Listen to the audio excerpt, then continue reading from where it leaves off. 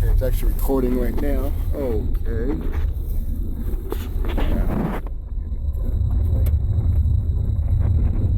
So we're rolling up to the Seismic project up here in the hills. Are those new? Is that? No, I've been there.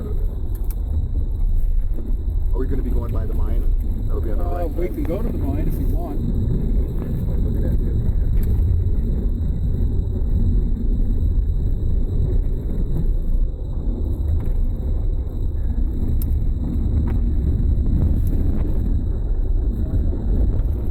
Ararat Hill. Look out there. Slow down. This is it here. Right down? Yep. Okay, so look for that rock.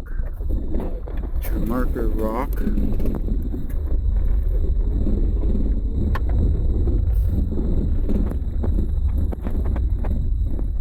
There's the mine up there. Transformer and the pole.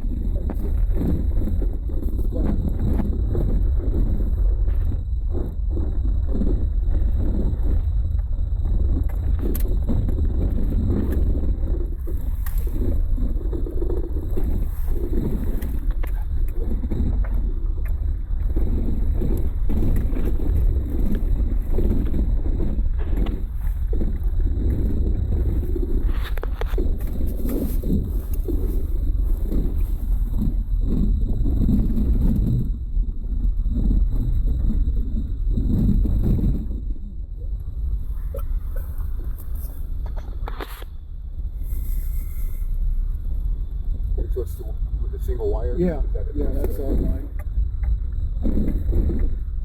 So this should give people an idea of the scale of the project, which, how many total lines or poles? I mean, 54. so it stretches way back there and all the way up that hill there. About 1.25 mile long. Quarter mile? 1.25. 1.25. The section we're going to use is the caloric antenna is going to be 4,800 feet. There's too much power line interference here from this MD energy power line. So this section here basically carries the signal in the town, but right now I can use it for higher frequency. To the right, where the single line on these poles right here go all the way down that way. That would be better because you don't get the glare and all that. Yeah, the sun glare about that. And then over to the left here.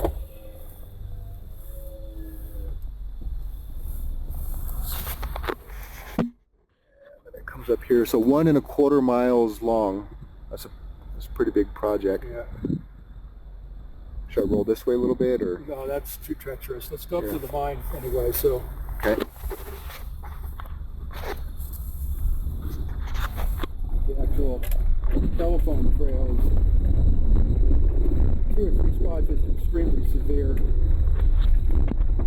It's almost a limited justice structure. Yeah. Go down. We're going to turn off to the right here.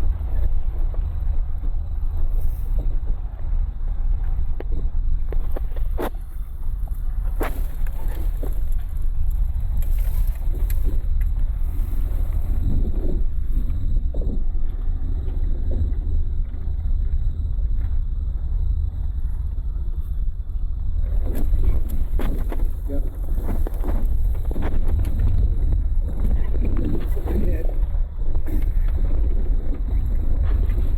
So over to the left, we can see the poles going all the way. Well, mostly the power poles. Are they? Yeah, those are the power poles. Okay, We're so on the it's other back side. on the Yeah, other side of that hill there. we'll drive over there. Yeah. Which way? To the right. So we're heading over to the an old When the mine. record light is flashing, what does that mean? Is this going to record? Should, yeah, as long as that's on, yeah. Oh, very good. So I just restarted it. Paused. Okay. Right. Very well. So we're going over by the mine, which is, Has the seismograph sensors in it. Then that's where we're going to put the terminal facility for the whole thing. Not economical to get the signals into town in their raw form.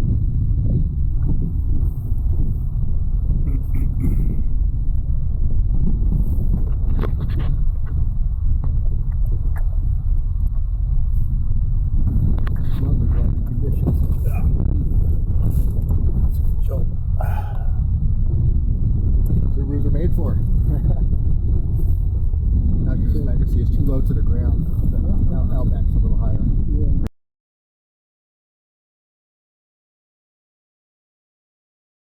Vacation stuff.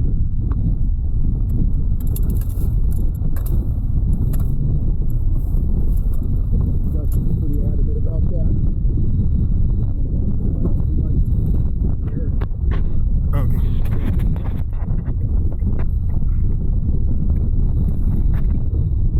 Now will it be one way after we get up there, or we have to turn around? Turn around.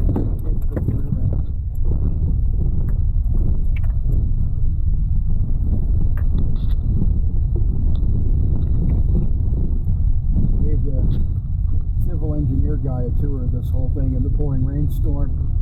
And the Corolla, he didn't. To him, it was a non sequitur that all this. I drove the Corolla. You can turn around here.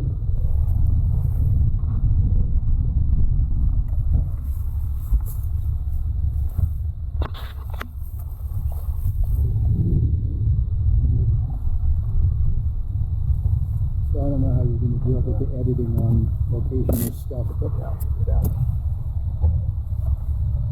anyway, for our own purposes, if nothing else, for your own purposes. So we have to dig all this out, and then we're going to build a cinder block steel reinforced. This will be the terminal building, and then all of our lines will come up here, and this is where all the receiving equipment and everything goes, and then the signal's processed, and then it's sent. The rest of the right of way it's sent into town office. And so what's all inside the mine here? This was So seismograph sensors, fancy ones, right.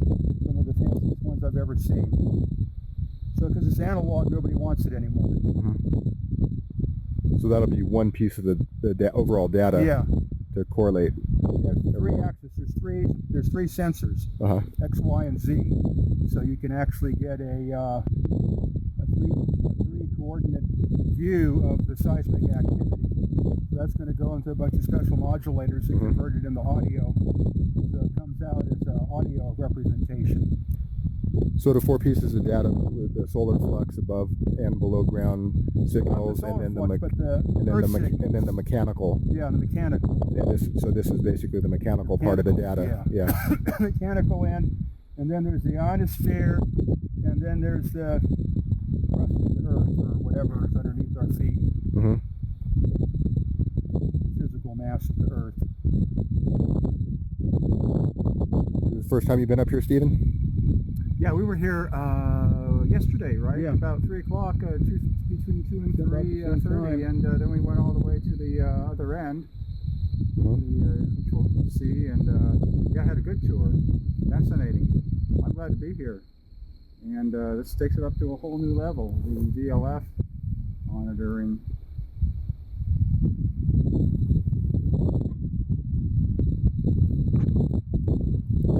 What is that? Our line follows the power company line. So because of that, we have to sort of interference. That section of the line cannot be used for any earth signal reception. This section here. From here in the town is basically useless for earth signal reception. In other words, ELF and DLF, because of the horrible harmonics from the wide connected power system, and then they ground it all over the place. And so about 10% of the electricity transmission line, because of these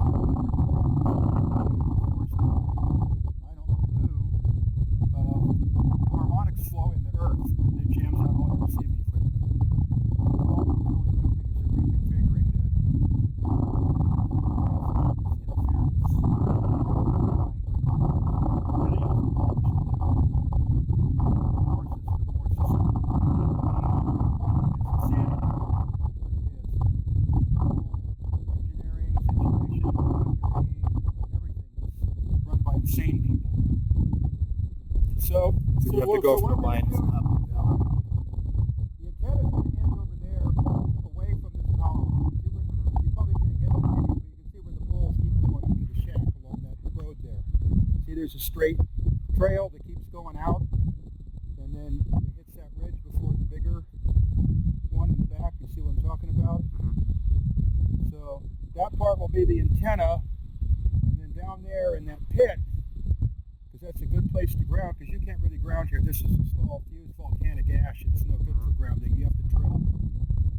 So at any rate, in that ravine, we can ground, and then the transmission line will carry the antenna to that pole.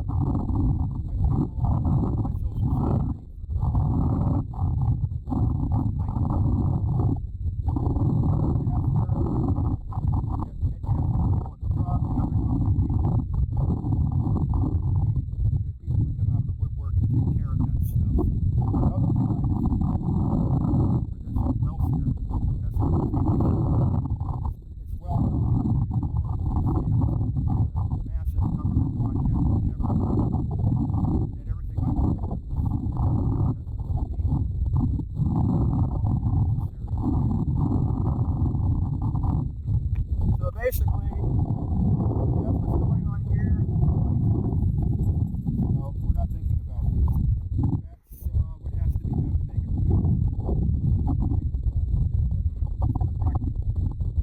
real.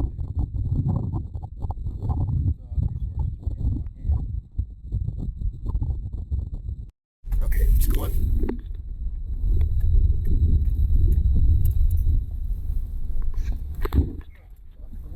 Is this that weird right turn that I ended up going down and flipping a UE and coming back because it was weirdly rutted? We got, is this it here? No, we got one more to go. So that mine goes back 500 feet? I think so. Judging from those tailings and being in those mines this way, being in those mines in Lone Pine. So, that one. It's kind of going to be a bit of a scrape here, but the stuff's soft. If you hit it right, it's okay. Not very damaging. These Subarus are these are great trail cars. Yeah, there you go. Slipped right in. I suppose I could have done it. I'm just being chicken.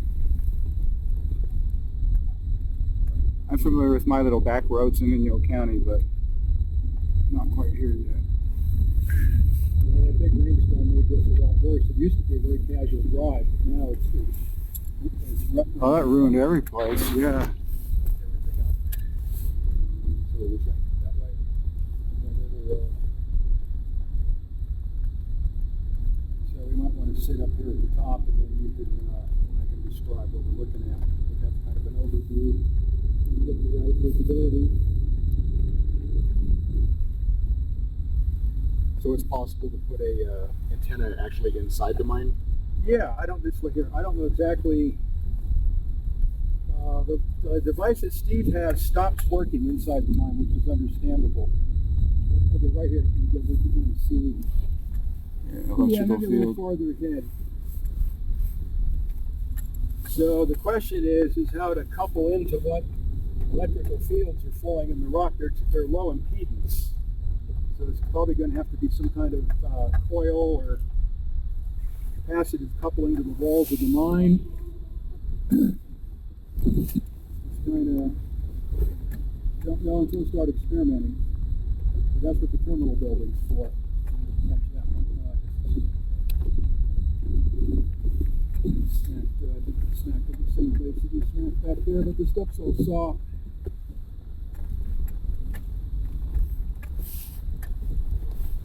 Okay, yeah, so we're gonna stop there. This is the antenna begins. We're gonna go up this way, so we're just gonna go up a bit, or maybe back up, or I don't know. You probably don't want to have the car in the video.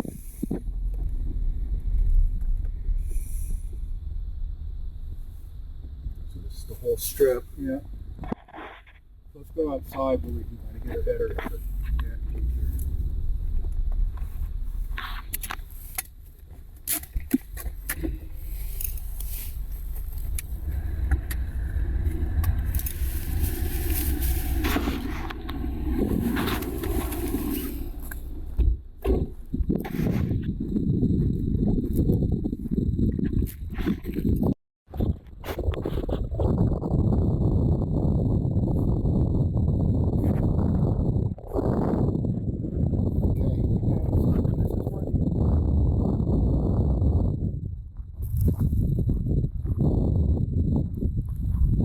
This is the dead end pole. That's where three pairs of wire.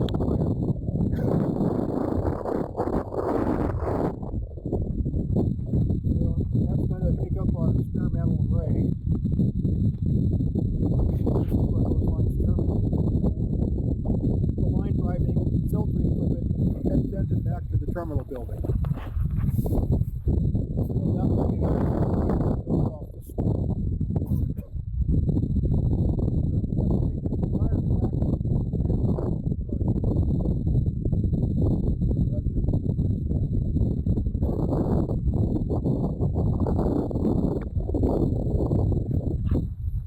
So the major effort here was, this pole of course already existed, but was to get the dead end arms up, and then this is going to take up the entire block,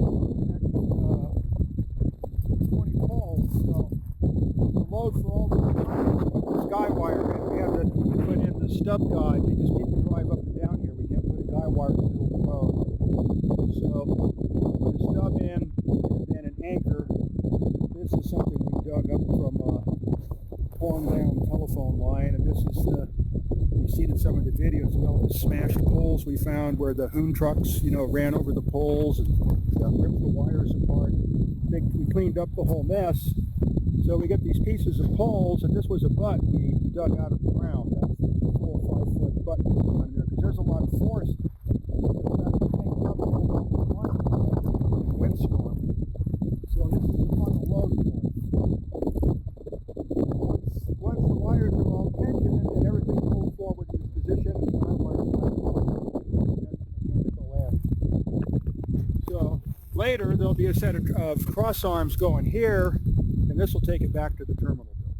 So right now, that's a whole involved thing. We don't have that many cross arms. So all these cross arms in the springtime project, we put the cross arms on all these poles, pretty much the whole length of the antenna, except where the poles are bad and have to be replaced. There's 6 of those. So we put up, I think about 20 cross arms. And we had to go harvest all those cross arms. They didn't come for free. They didn't fall out of a spaceship. We had to go down, and the local utility company here needed an old Army telephone line taken down that was about 2.2 miles long. So we went and did all that for free for them, and then in turn they help us out with stuff, so we have kind of a little bit of use of the place and what have you, and any of their facilities that are services. So it's good. We did a trade, and we got a lot of cross arms and braces out of it. A lot of stuff to take to the dump too. The line was pretty rotten, very difficult to take down. But we got it down, so that gave us half the cross arms, and the other half of the cross arms had to come from a telephone carrier line we were moving in the Mojave Desert. And that was about 15 cross arms. So in the water company land, we had to take down all 40 cross arms. And there was 8 wires, 2.2 miles long, so we had to clean all that up. That was a rather lengthy project. So that led to this stage where now we have that material to draw on. We go back and visit this light tomorrow. You look in the backyard, you can see the poles and the cross arms and the busted stuff and whatever we cleaned up. So right now, this cable TV line, because of its incredible length and the fact that it's properly open-circuited at both ends, offers an interesting long-wave radio antenna characteristic. So we can actually use this thing to some extent for reception. Well, the reception is phenomenal. So it could actually be terminated and used as an antenna itself, but the power line voltage is so high on from the adjacent line that you can't use it for hearing signals that operate in audio band radio level. So let's go further up to the point where we're going to connect. So every loading section, there's numbers on the poles.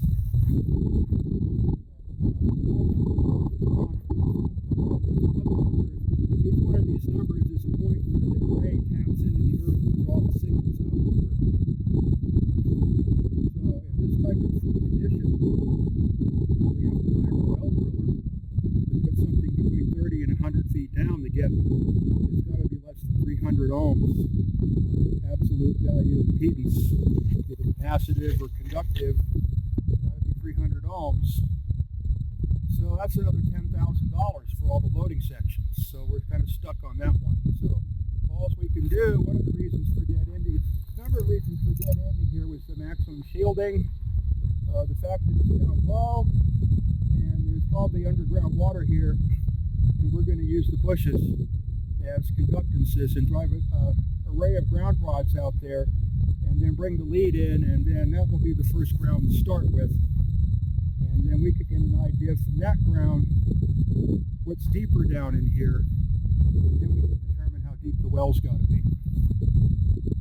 So as a basic capacitor in the rock, it's got to be a minimum of 30 feet. And because these are the terminations, so there's supposed to be points of zero impedance, it's got to be 100 feet. So the holes will have sleeves because it's got to be sleeves. capacitive instead of actual. Yeah. So the reason why we've kind of, with the bad weather and everything, and the fact that we really want to get some receiving system going, we decided to use the Mojave Desert line to start with and save this thing for next year, because the work of taking the cable TV line down, the amount of ground rods it's going to eat up, try to get any type of conductivity. And the Mojave thing, wires are all up. We have to separate the transmission section from the antenna section, which is going to require the installation of a pole and a lot of dead-end arm juggling and insulators and tensioning wires. And then once that's separated, and we got a couple of busted cross arms to fix, but right now they're not a problem. We have one good pair, and the faulty dead end arm is holding. We can tie it back to another pole without a lot of labor. Or if we replace it, it's only about 3 days of work. But 30 days of labor on that, 30 working days of labor on that will result in an actual receiving antenna in a quiet location and free of any type of static interference or overloading or any of that type of stuff. Will be connected in the earth. The power line hum there should be a lot less. And the main advantage of the Mojave Desert is the greasewood bush, because a ground rod into a greasewood bush is 200 ohms. And that's what we need, because this is a 300 ohm system. In order to get a reflection it's got to be less than 300 ohms, preferably a lot less. But in this case, the way everything works out in the end, the way the antenna is designed, if it's close to the characteristic impedance, that's when it receives the best out of the earth. If it starts to have any more conductivity, then the ground rod starts shorting out through the earth and bypasses the antenna networks, and then you can't receive anymore. So there's an optimum, what is called the CK ratio, where the capacitance between the ground rods and the capacitance to the core of the earth has to be such that the capacitance to the core of the earth is higher than the capacitance between the ground rods. So if you make them too deep, then it tends to curve in, and there's all these complications to try to get the signal to come straight out rather than broadside. So at Landers, I got it all to work. So if I got it to work once, I can get it work again. So the loading and all the sectionalizing and the complications of that out there in the Mojave, we're just going to simply go for ground at one end and ground at the other end, and then impedance matching network and repeating amplifier, and just make it a differential, nothing fancy. It's just going to be two ground rods 4,800 feet apart with the terminating network to get rid of the interference from the Navy transmitters and whatever else that we encounter out there. There's a network that filters all those frequencies out and spikes and all that kind of stuff. And we have a telephone company repeater cabinet that's made specifically for that type of equipment that bolts to the pole. So we're just going to build the whole thing field style out there. And that will be the start. And then this one here, because finding 5 miles of that 10 gauge copper weld 104 mil telephone wire is not easy anymore. And the stuff that you harvest is usually all damaged.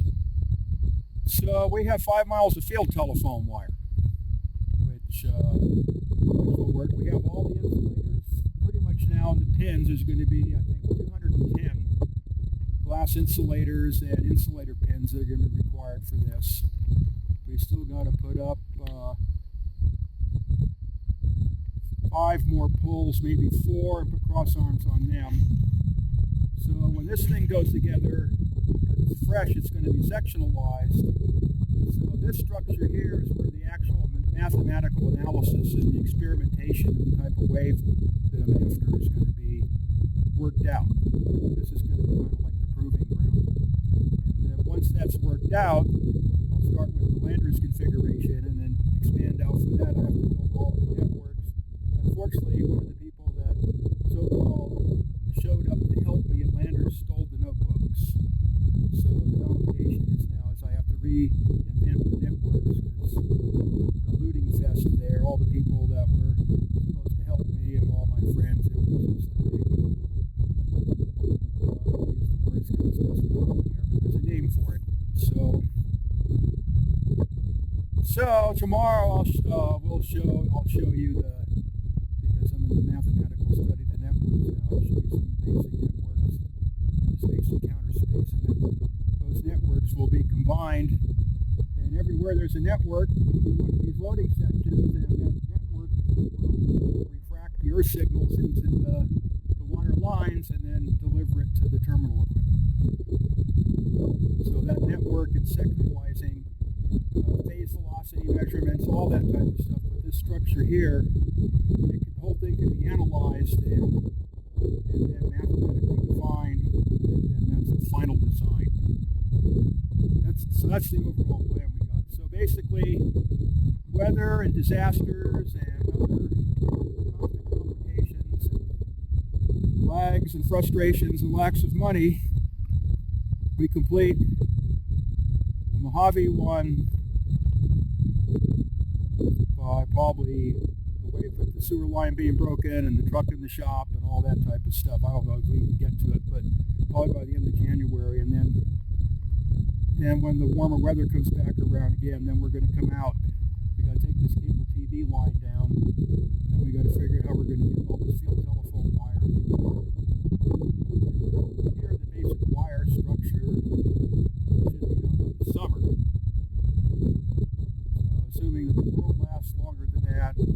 longer than that, or something doesn't completely screw us up. And, the Mojave working, it's going to be later than the end of this year, but the Mojave will working in a couple of months, and then this one will be wired next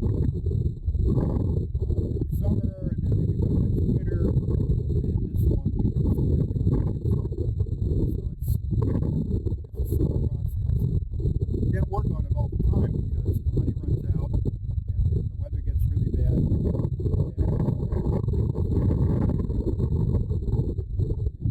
the sewer line failed coming out in the street, so now we have no shower in the building or the toilet. None of that's working. And then the truck got screwed up, blew a head gasket, so that brought everything to a stop. And now we have to install a new sewer line. We do all the work ourselves. So right now nothing's happening with regard to this. So let's go further down and hook the receiver up to the line.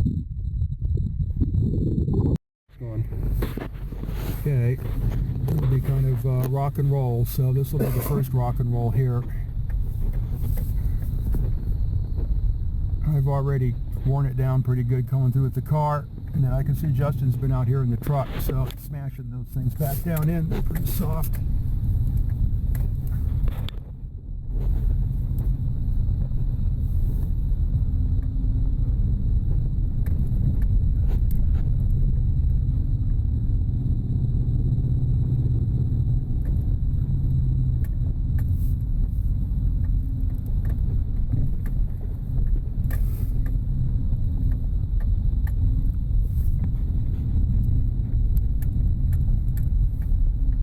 Not as bad as it looks.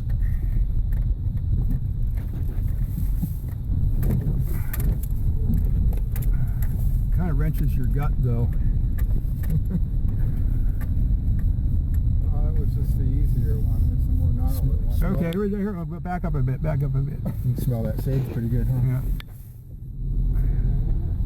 Okay, so this is the next loading section. So the next ground rod goes here.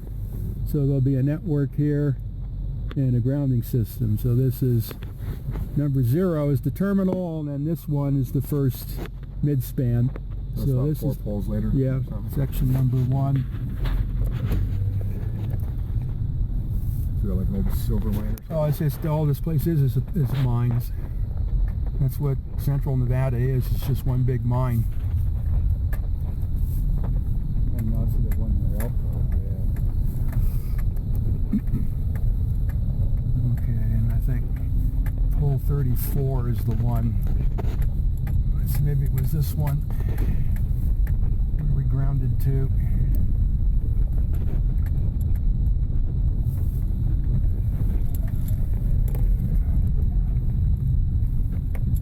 Let's keep going. Okay, so this. I remember it had the straight ahead. This pole we got to replace. That's why there's not a cross arm on it. So this is where the digging festivities begin. This is what freaked me, but it did okay.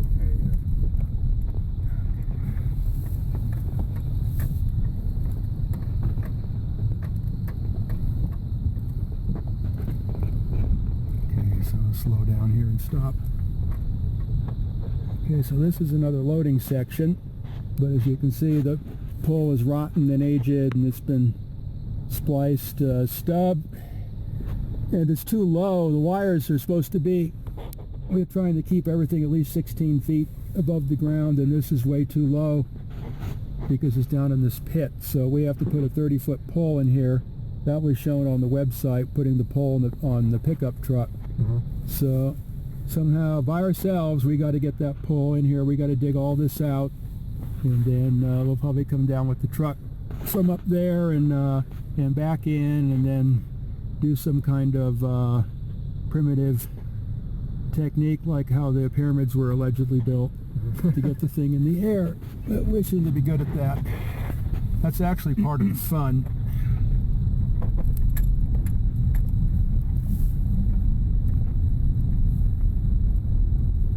So all this coax has to come down. That's the first step. We can't put new wires up until we get rid of it.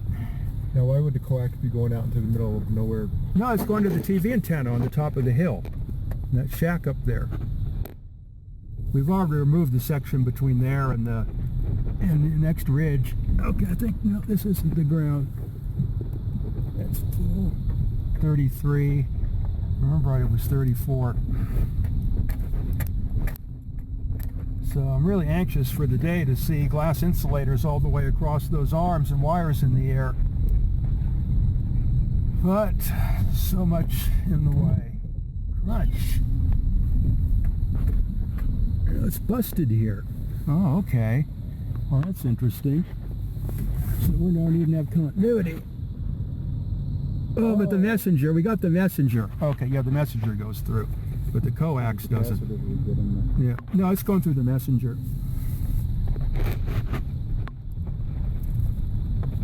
There's what we call rat rock. The rats live in there. You don't want to park your car next to that thing at night. They'll eat everything its teeth can fit into. Leave you with a hole. Okay, this is it. This is loading section number 3. And we have a ground rod here, so let's hook the receiver to it.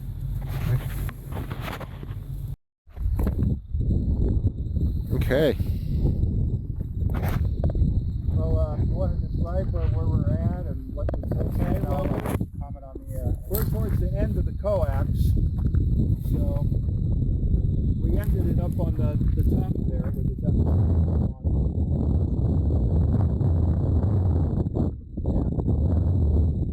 which was all tangled up. The poles were hanging in the air. Disaster back there. So the cable company had lightning drains, ground rods at periodic intervals. So basically, we got the line from here all the way back into town. So we're talking about a good fraction of a mile of coax. So the percentage of current that's going in the ground is small, but the receiver can induce into that current.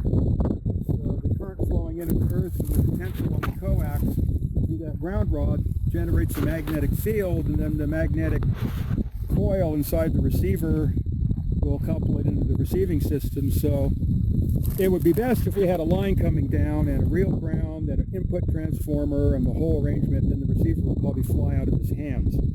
But there's so much signal coming through here that even this loose coupling signals that you normally can't receive during the day come in loud and clear. Yeah, okay, so I have just a pretty common Sony 7600 GR receiver. These are so popular. Sony's been selling this receiver for 15 years. Same model? Still at it, same model. Just massively successful. They haven't changed it. And I've been, besides my VLF interest, I've always had an interest in AM broadcast band DXing and DXing the low frequency beacon bands down there. And consequently, in the early 80s, I began to develop an interest in putting on a lot of my own radio beacons. And I have a bit of a notoriety of planting HF radio beacons all across the Mojave Desert and beyond. And also I run them when I go away trips. I run beacons from my house, using Morse code beacons. And I try to DX them from afar. So on 5.1 kilocycles or kilohertz, with your preferences, is a famous radio beacon in Missoula, Montana, and I'll play it. It should come in just fine. I'll put it in AM mode. INE near Missoula, Montana. It's a really famous NDB that's been heard by DXers since the 70s. It's at the bottom end, the left end of the AM radio band, below 530 at the end.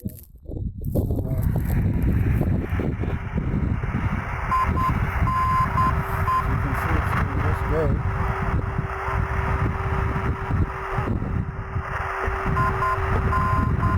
And far in the background, I'll have to put this in sideband mode. I'm running a radio beacon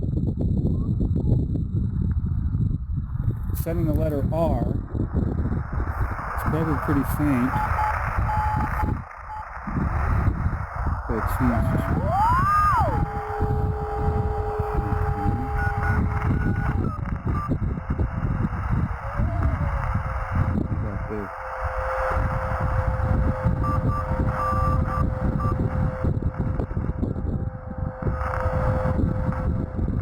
Okay, right now I'm not hearing it comparatively well, how well it was coming in yesterday, but that's just your ionospheric propagation.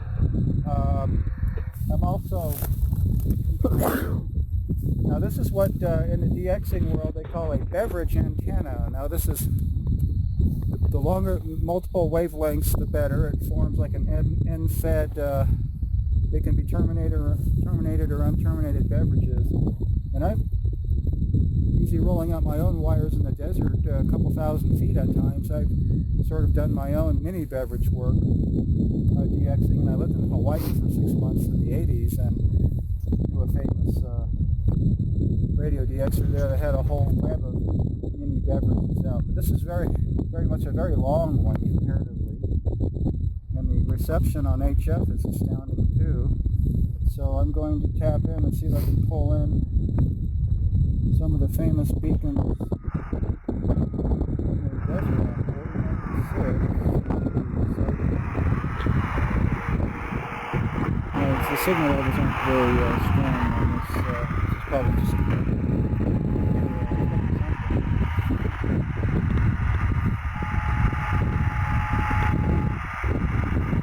and a couple from the area I live in. Did that thing do 160 meter band?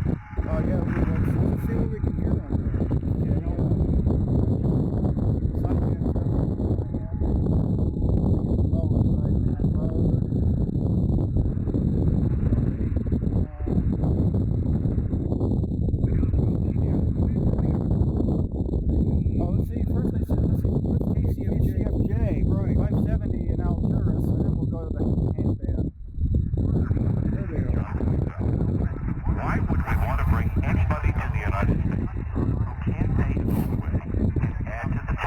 That must be them, huh? That's KCFJ. Dominant, completely on top, Alturas. So how far away is Alturas from here?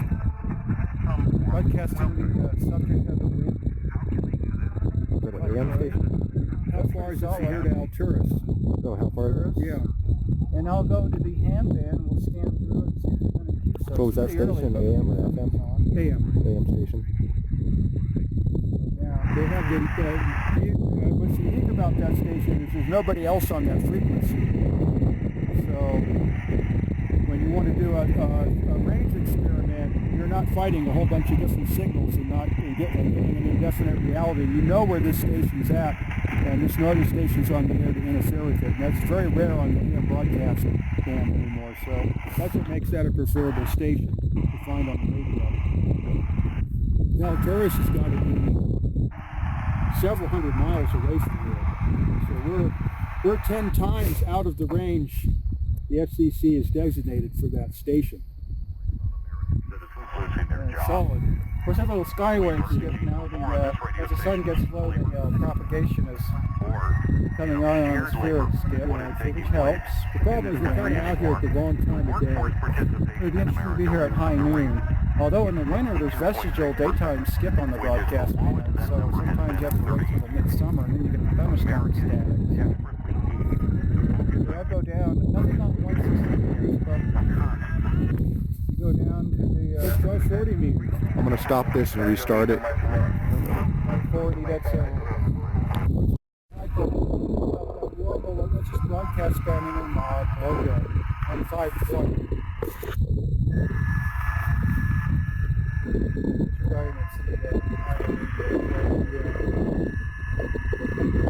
Yeah, unfortunately, without the selection, it kind of overloads the receiver. You get interlocked on the curve.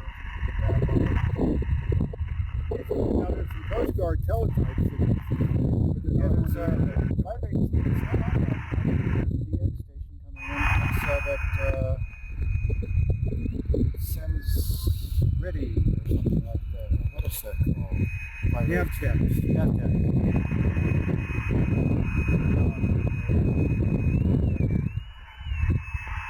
Broadcast.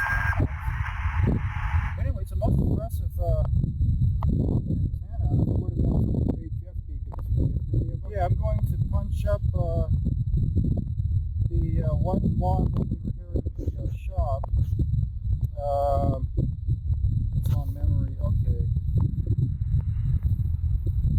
Now this broadcast interference on it now.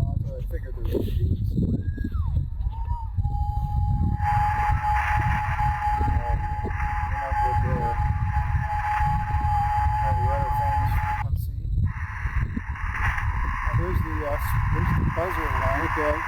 Secret location. It's running a nice. This is pointing almost down near where this beacon is. So how much power is the beacon putting out? The buzzer is putting out about 1/4 watt. Okay. On an inverted V on a rock pile in the boonies at about 5,000 foot elevation in a secret location in Inyo County. So that's all I'll say. Can you find one of the Sometimes beacons? there's 2 others on this channel of my naughty beacons that are world famous now. I'm well known for beacon implantations. I have people in Europe saying, "Wow, your beacons are famous." And well, because people have software-defined receivers that are located all around the world, internet receivers. So a DXer in Europe can just go on his computer and listen to a receiver on the West Coast or somewhere in North America. Well, that's what we're going to do at Landers. The next step was we were going to repeat the Earth signals and then put it so with the T1 carrier format with the Bell telephone equipment we always find. And what you could do is take your radio and you can plug it into your computer and you could tune on our antenna. That was the plan, and that's eventually what will happen with these things here is they'll be put into some kind of digital carrier format, and you can plug your radio into this antenna through the internet, and nobody's radios interfere with each other because it's all done through a distributed multiplexing system, and there's no way it can affect the antenna. That's the final outcome, is to transmit the stuff and make it so that these giant antennas are available to the average person. And of course, this is Murphy's Law. The smallest things can fail. It's not just PRC 47s. Here's your Murphy's Law. Stupid things are separated. So Yeah, that's the way then it's it's called gonna say. improvisation, which just means when you're out in the middle of nowhere and you're far from soldering irons, unless I brought something. This is pulling in the infamous 4096 Hexi cluster beacons. Though pretty good. They're not optimal right now, but We can hear it beeping away.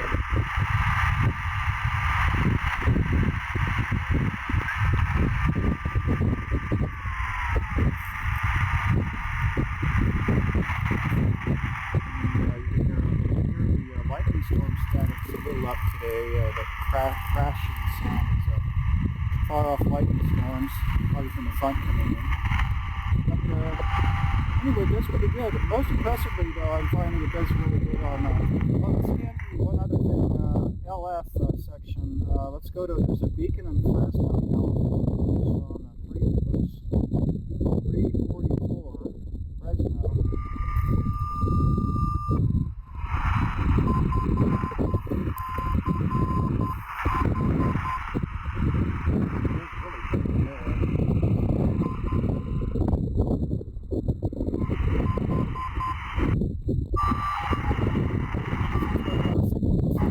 RYN in Tucson area.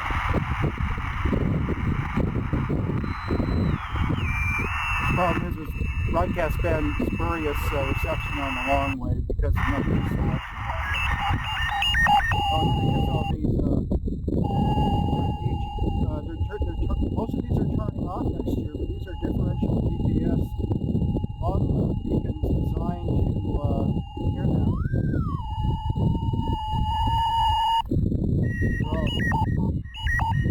All over the band.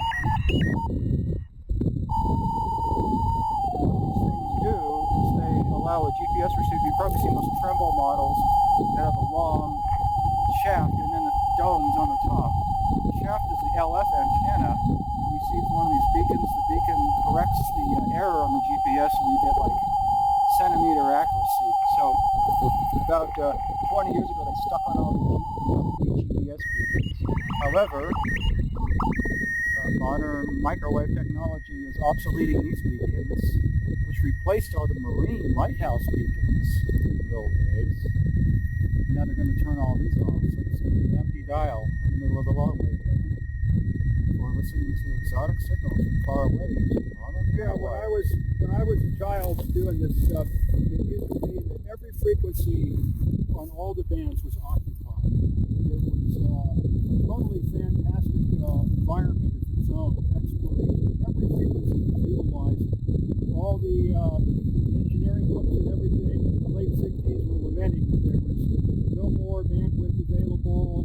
these signals tighter. And then the bulldozers came through in 1970 and 1980. This stuff all vanished, and a little bit remained. And then when they shut down KPH in Belenis, they shut everything down. So the thing that helps you remember the date when they shut KPH down was the day that China received Hong Kong back. And at the same time, a very important network of Air Force radio stations that provided all your solar data and your hurricane data and fantastic quantities of information on regular 100 word per minute teletype. They shut all that off, and now they plan to shut it all off. And in Sitor, they had CW and Sitor, didn't they? Yeah. And KPH was very useful. I loved KPH. Of course, they were a gigantic signal. I grew up in Marin County as well, San Rafael, and used to go up to Point Reyes, DX, North Beach, Mount Vision, and other locations. Bug out before the Rangers came. Then I got permission from the Rangers to set up antennas on Mount Vision whenever I wanted to, so long as I didn't look like I was camping. And so I got to be real good friends with KPH. And I used KPH as a propagation indicator on HF for the short skip bell. But I also used 17088 KC for aeroscatter and meteor scatter DX monitoring. It was fascinating, that signal, the CW signal that KPH put out.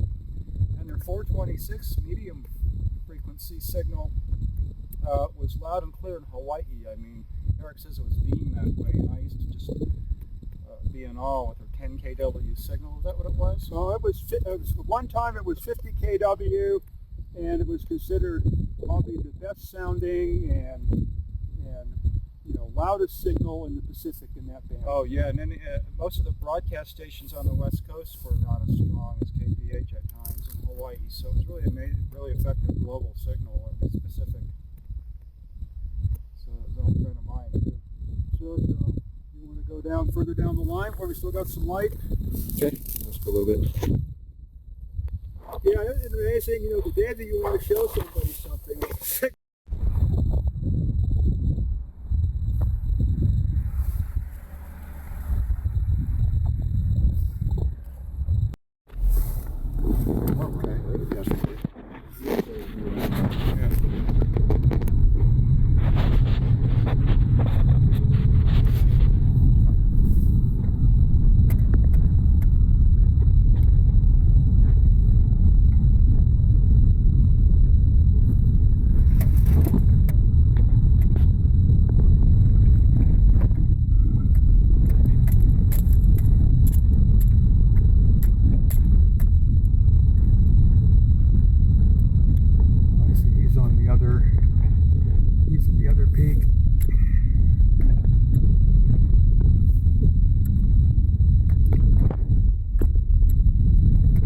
Legacies are more street style, and the Outback sort of ones a little more off-roady. Yeah, they seem to have a better, a little more clearance, I think. Well, might be all you have to do is change the wheels. Well, these are these ice-rated snow tires. Yeah, but these are also low-profile wheels. They're not. You lose ground clearance with them. I bet if you took the wheels off an Outback and put them on this car, you'd get another inch or so.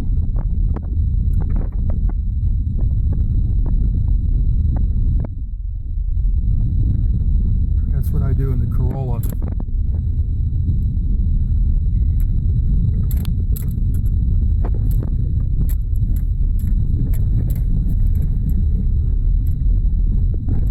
This is the spot here that I usually have to give it a good thrust. This is the rut dance. There's no time to think, you just have to dance. And there's the other one, even steeper.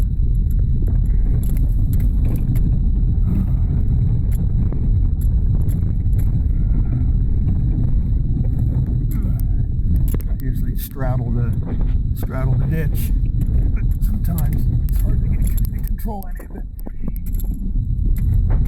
Good wrenches you got.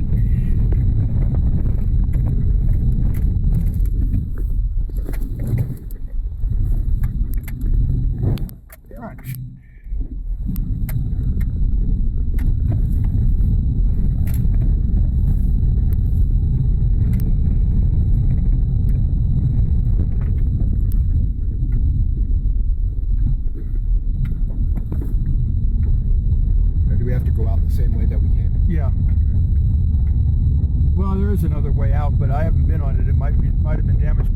it's best to use what you know. Let's stop here for a bit. Right here? Oh, yeah, they go Yeah. up here. Yeah, right.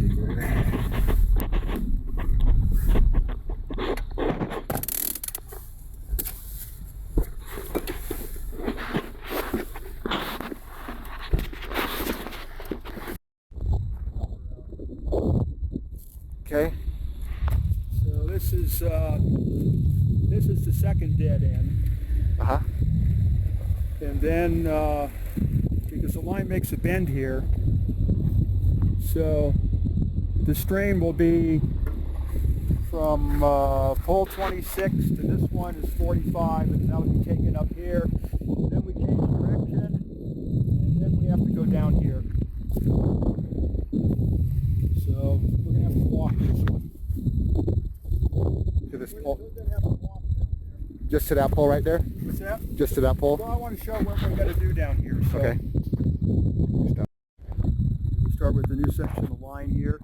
We have a guying complication of putting the dead end guy out. They get hit by a boom truck, so take some of the strain will be taken by the original side guy. The coax continued from here. This is a bend in the line, so the original guy is the one with no insulator, and that took up the bend. But this is going to be a proper double dead ending arrangement. We don't want the bend because of all the wires and stuff. That type of strain on the pole is undesirable. We prefer each section take up the dead end. So this pole down here has another set of double arms. Oh, let's go back here. So the guy wire with the insulator on it, let's go over to this. One of the complications here is the specified depth for an anchor for this arrangement is 3.5 to 4 feet. But because of the rock here, it took us 3 days, 2 of us, to dig that. That's a big hang up we're having here, is trying to dig into this stuff. So that's part of the complication when we have to dig out holes and what have you, and sometimes the digging just becomes this completely overwhelming process. So we can't put the guy over there, so what I did is there's another set of double arms down here. So we're going to have double pin insulators on that. There'll be a secondary guy, so there won't be so much pull this way where we can't take it up, and then the corner guy will deal with some of that stress and then we'll take up the remainder, and then the antenna is going to end out there where we're going to walk to, about where the truck came out from down there. The end of the antenna should be in there, or the pole behind it. So I'll show you what we got. This is a lot of work we got to do there.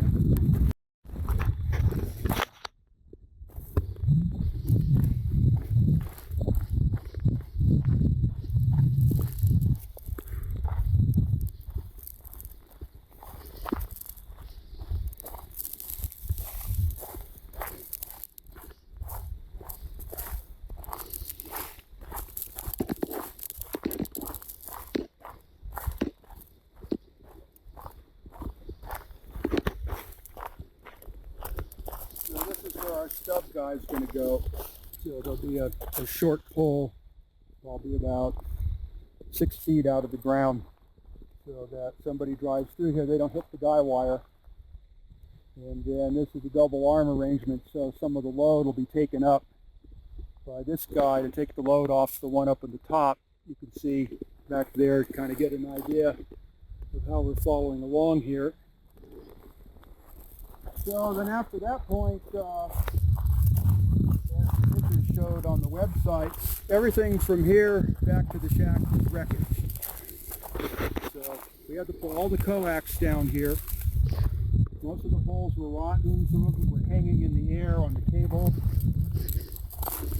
I'll show you where we're going to take the new poles in. We have the new poles. Still have to get the cross on. It's not a lot of them. So that's loading section number 7. The number was on the side of the pole there. And I think down here in these ravines we can get a good ground, or an acceptable ground. I wouldn't call it good.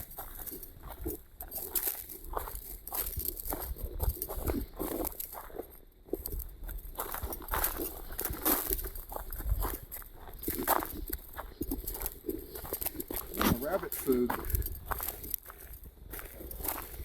Real heavy rains here.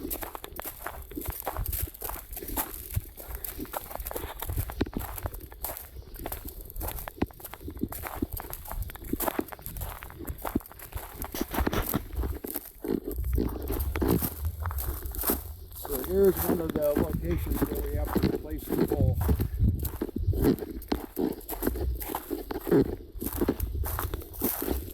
So the old rotten one, what's left of it's got to be dug out. And then you're going to pull out and start to see the angle we got here going here. This one we might be able to skip because we don't have to put anything here. We can put the next one up, but I prefer to keep the original space. You start getting long spans, the wind starts to really tear at shit. The wires are slapped together and everything up.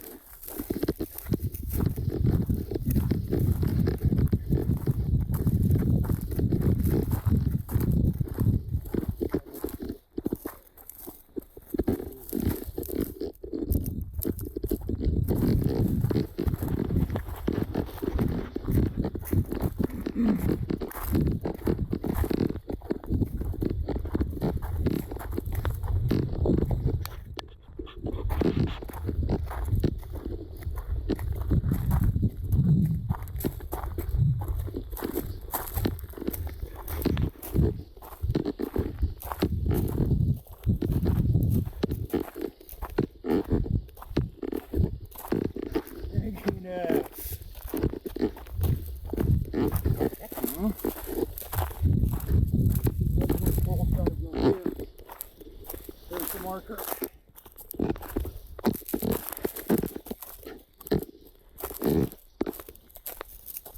Hey, a WR3. Wow. Not a lot of lightning static these days. Yeah, good.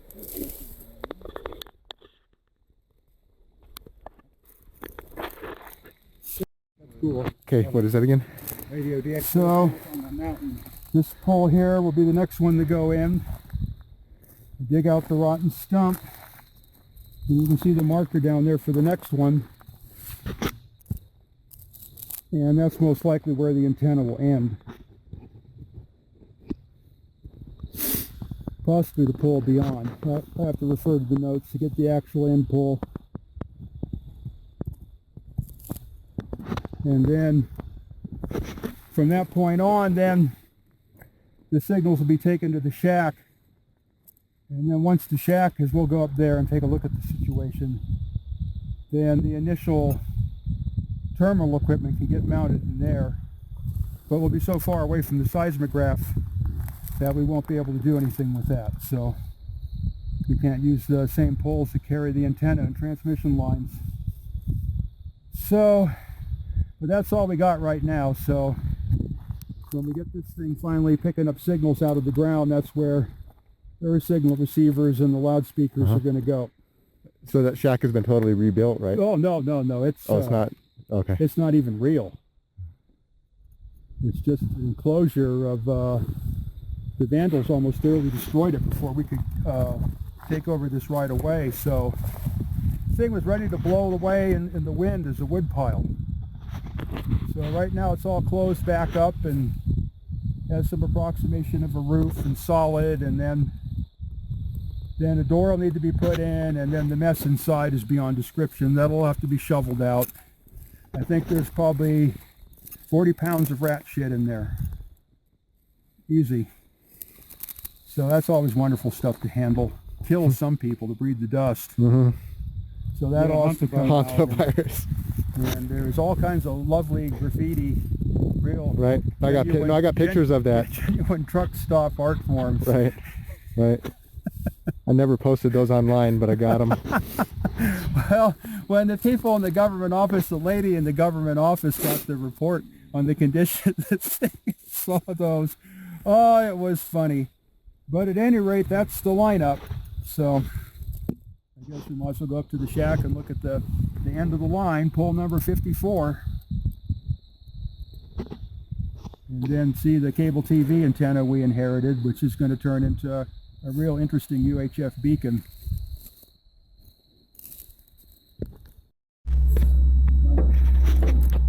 Yeah. Without a scratch. Truck has done a lot of work. This is just a haul. No problem getting around. Or if you have any problem hauling poles and stuff. Or dragging things.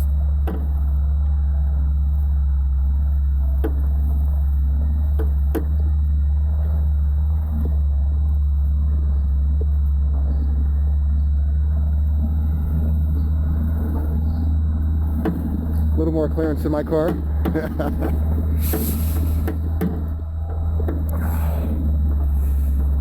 Landing gear too.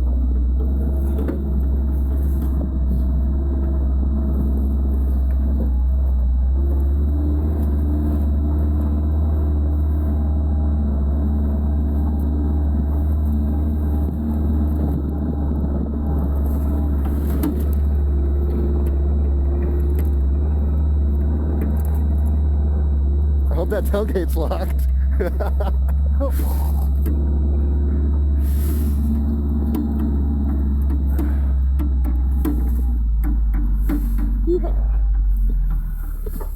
Oh.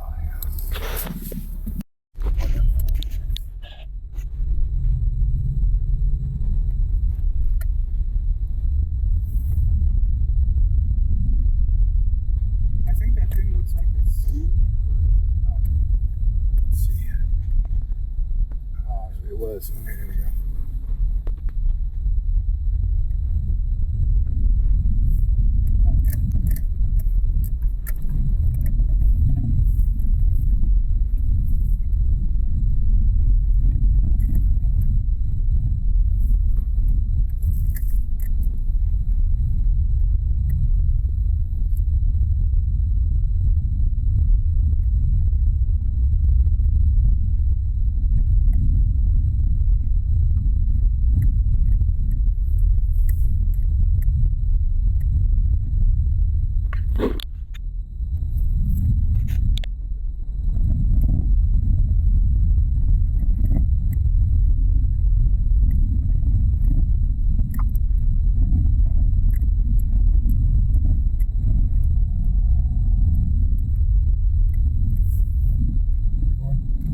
That way, yeah, you're going the right way.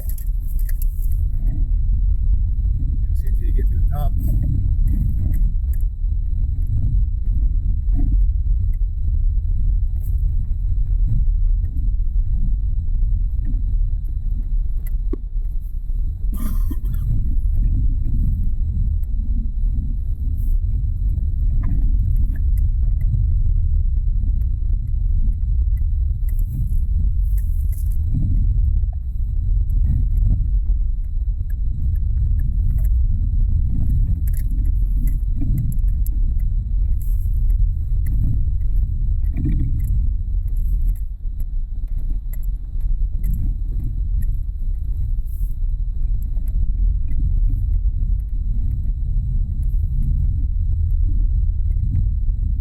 Lucky with a little bit of clear sky there. Sun.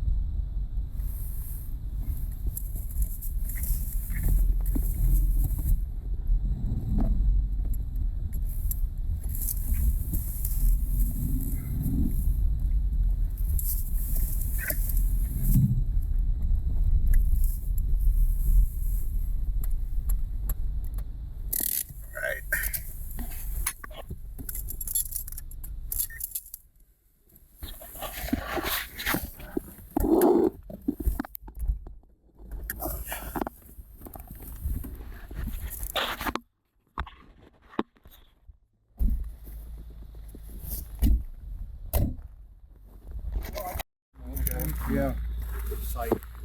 Oh, wait. So now we're at the other end.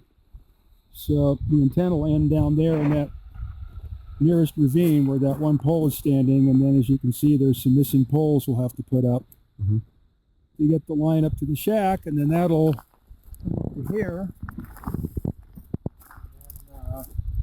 And, try to keep the sign out of the. Cut it out.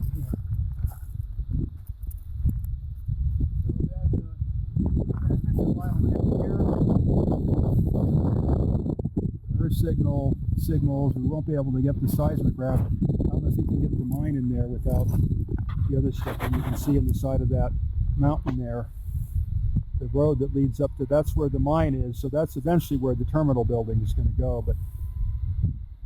But at this point, all we got is this. So we won't be able to use the seismic graph thing. But the earth signal is what we're mainly after right now. And then the equipment will go in here in the old cable TV shack.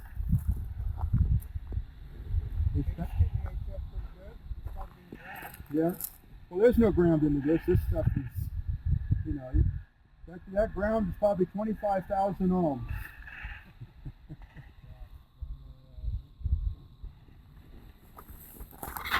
So this is the old UHF receiving antenna.